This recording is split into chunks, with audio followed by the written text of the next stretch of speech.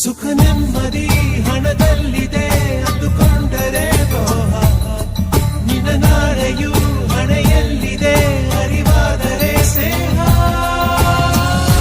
ಆಸೆಗೆ ಬದುಕೋರೆಲ್ಲ ಮಣ್ಣಾಗಿ ಹೋಗೋರೆ, ನಿಂದು ಅಷ್ಟೇ ಪ್ಯಾರೆ.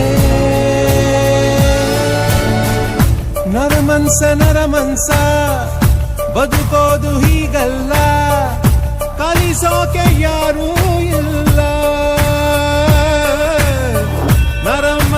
ನರಮನ್ಸ ನಿಂದೇನು ನಡೆಯೊಲ್ಲ,